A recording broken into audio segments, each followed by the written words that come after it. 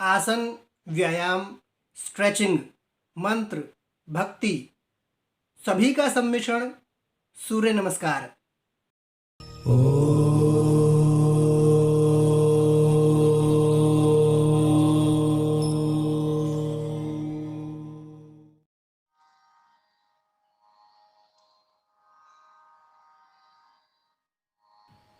अलग अलग योग संस्थानों में सूर्य नमस्कार की विधि कुछ अलग हो सकती है, परंतु सभी में 12 स्टेप्स कॉमन होते हैं। हमारे योगाश्रम में हमने यह प्रयास किया है कि सूर्य नमस्कार न तो बहुत कठिन हो जाए और ना ही प्रभावहीन।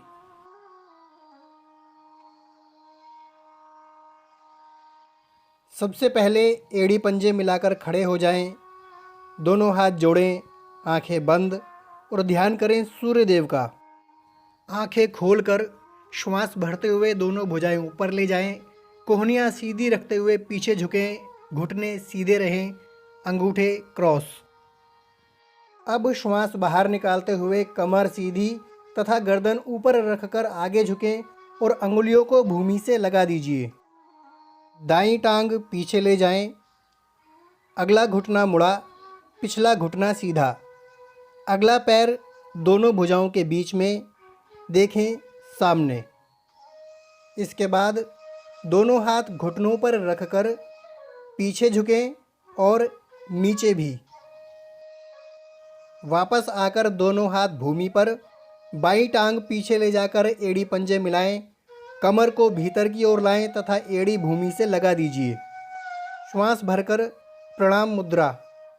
पूरे शरीर का भार हाथों और पंजों पर इस प्रकार लाएं कि बाकी शरीर भूमि से लगभग 2 इंच ऊपर रहे। अब श्वास को सामान्य करें।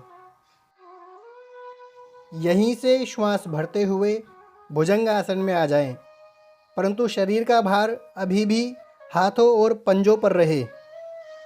इसके बाद नीचे जाएं और कमर सीधी रखते हुए ऊपर आकर शरीर तिरछा परंतु डंडे की तरह एक सीध में कर दीजिए। दाईं टांग आगे लाकर स्टेप 3 वाली स्थिति बनाएं। दोनों हाथ घुटनों पर रखकर स्टेप 4 की ही भांति कमर पीछे भी झुके और नीचे भी।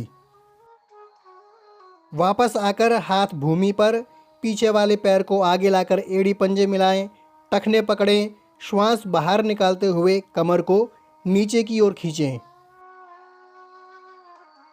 श्वास भरते हुए भुजाओं और कमर को सीधी रखकर धीरे धीरे ऊपर आएं। पहले हाथ कुछ सेकंड ऊपर खींचें और फिर साइड से भुजाओं को घुमाकर फिर से प्रणाम करें सूर्य देव को।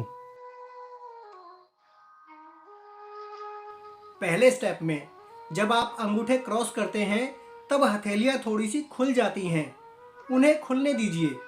ना तो उन्हें ज़बरदस्ती मिलाने का प्रयास करें और ना ही बहुत अधिक खुलने दें, क्योंकि जब हथेलियां बस थोड़ी सी खुली होती हैं तब हमें पकड़ और मजबूती दोनों प्राप्त होते हैं। इस बात का भी ध्यान रखें कि अधिक झुकने के चक्कर में घुटने ना मुड़ जाएं। यदि आप पहले राउंड के तीसरे स्टेप में पहले दाईं टांग पीछे ले जाते हैं तो दूसरे राउंड के तीसरे स्टेप में पहले बाईं टांग पीछे ले जाएं।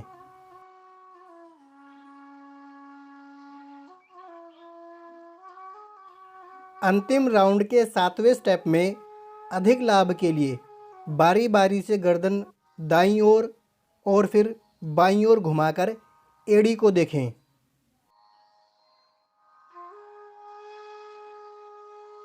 इस स्टेप में बहुत से योग प्रशिक्षक माथे को घुटने पर लगाने के निर्देश देते हैं, परंतु ऐसा करने से न केवल कठिनता बढ़ती है, मेरुदंड पर प्रतिकूल प्रभाव भी पड़ता है। इसलिए आप केवल कमर को नीचे की ओर खींचें।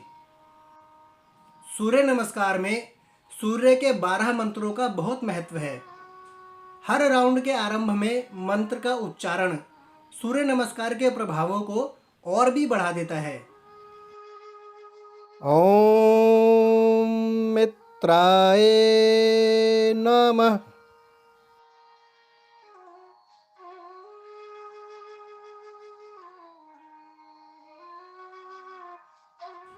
इस प्रकार अभ्यास करने पर हमें भरपूर लाभ प्राप्त हो जाते हैं, परंतु वृद्ध साधक, नए साधक और पुराने साधक जो किसी कारणवश कम ऊर्जा अनुभव कर रहे हैं, वे कुछ बदलाव के साथ या यूँ कहें कि कुछ छूट के साथ भी अभ्यास कर सकते हैं।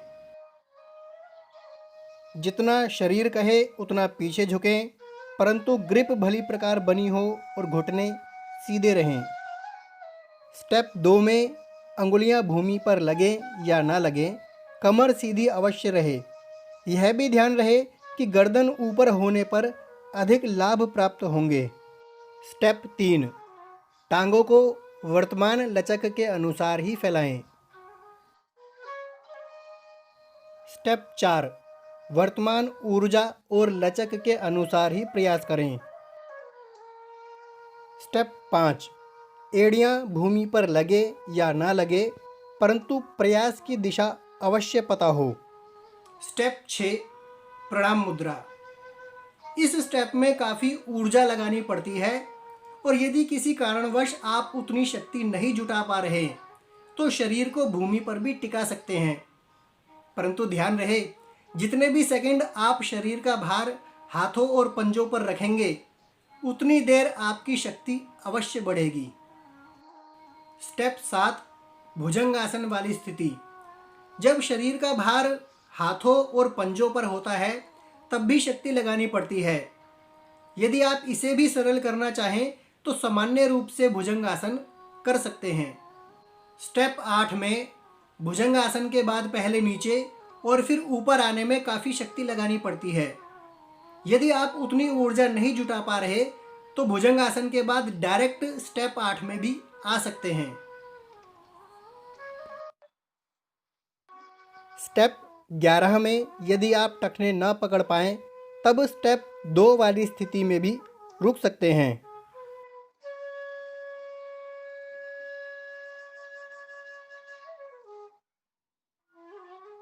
सूर्य नमस्कार में स्थिरता का बहुत महत्व है।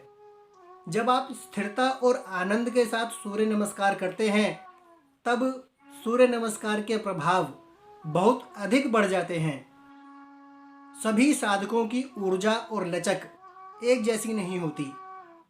एक ही साधक की ऊर्जा और लचक प्रतिदिन एक जैसी नहीं होती। इसलिए जब कहा जाता है कि इसी प्रकार सूर्य नमस्कार करना है, इसी गति से करना है, इतने ही राउंड्स करने हैं, तब सामान्यतः आनंद गायब होकर केवल औपचारिकता रह जाती है।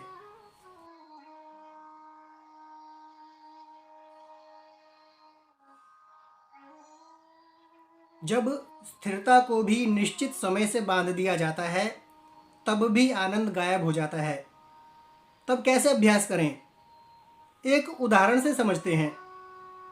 पहले राउंड के 5वें स्टेप में मानो आप 10 सेकंड रुकते हैं तो आवश्यक नहीं कि अगले राउंड के उसी स्टेप में आपने 10 सेकंड रुकना है। आप उस क्षण की ऊर्जा और मनोदशा के अनुसार कम या अधिक देर भी रुक सकते हैं।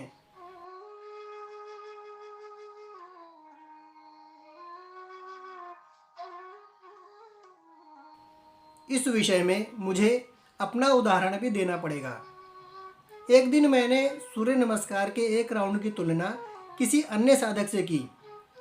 जितनी देर में उन्होंने 7 राउंड करे, मेरा एक राउंड पूरा हुआ।